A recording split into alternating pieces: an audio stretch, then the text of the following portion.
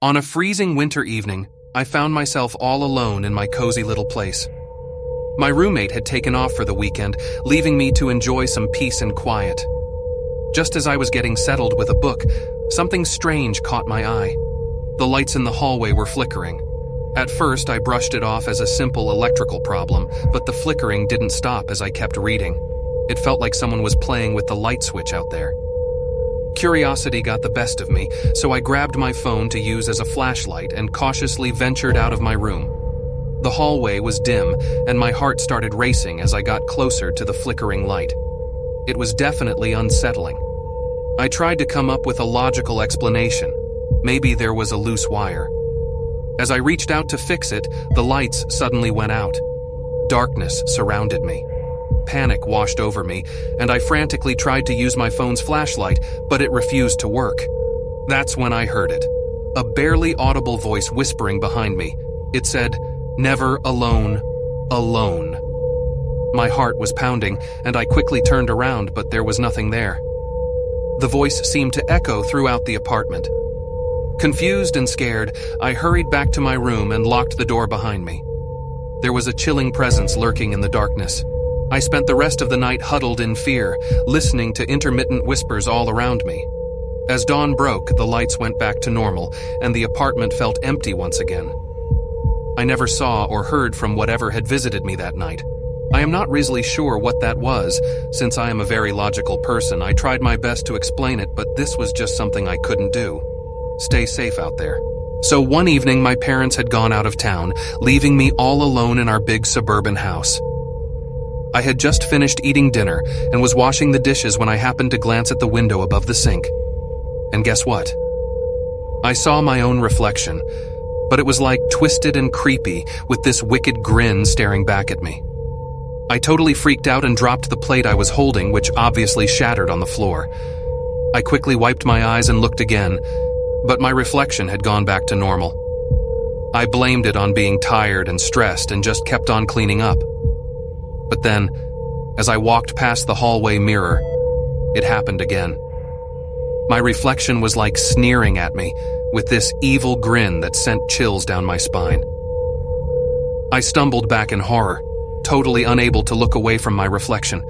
It was like mocking me, copying every move I made in such a wicked way. So I backed away and rushed into the living room, trying to convince myself that it was all in my head. But then, as I sat on the couch, I noticed something really messed up. The family portraits on the wall were changing right in front of my eyes. Instead of my happy family, there were these twisted and contorted versions of them. My mom's face looked like some kind of nightmare, and my dad's eyes were glowing with this unnatural light.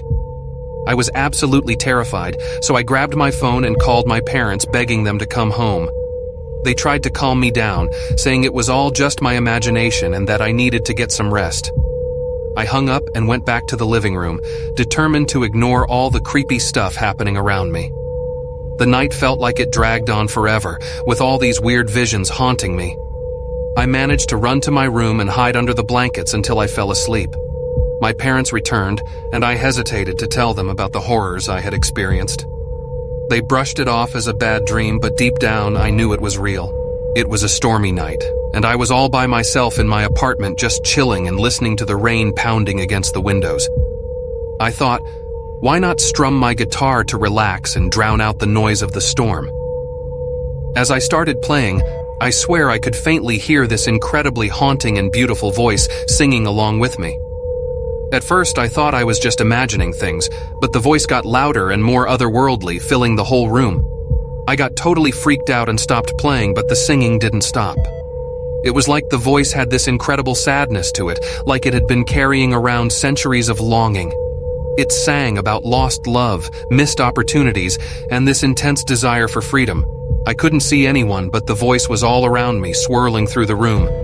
I couldn't help but get overwhelmed and start tearing up. It was both captivating and terrifying at the same time. In a desperate attempt to escape the creepy serenade, I quickly packed up my guitar and bolted out of the apartment. I found refuge in a nearby cafe until morning, hoping to leave that eerie experience behind.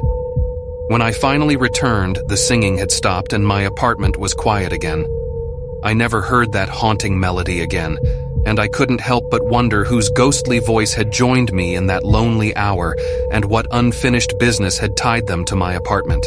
It had been years since I first encountered that spooky presence that used to freak me out when I was all by myself. I decided to move to a different city, since I had a better job opportunity, friends there, and hoping to leave behind those creepy memories of my old place. I thought I had finally gotten away from all things supernatural. One evening, while chilling in my new apartment, I heard a soft knocking at the door. It was so subtle, like a gentle tap. I hesitated, since I wasn't expecting any visitors. Slowly, I made my way to the door and peeked through the peephole. To my utter shock, I saw the same ghostly figure that used to give me the creeps standing right there on my doorstep. It was this spectral figure with hollow eyes and a torn-up gown. The same voice from years ago whispered, "Alone, never alone." My heart started racing as all those terrifying memories flooded back. I refused to open the door and immediately dialed the police. When they showed up, the ghostly figure had vanished, leaving no trace behind. The officers tried to assure me that it was probably just some prank or my imagination playing tricks on me, but I knew better. That ghost had come back, and it seemed determined to remind me that I was never truly alone. The same fear that haunted my past had followed me, and I couldn't escape the bone-chilling truth that some entities were bound to us, no matter where we went.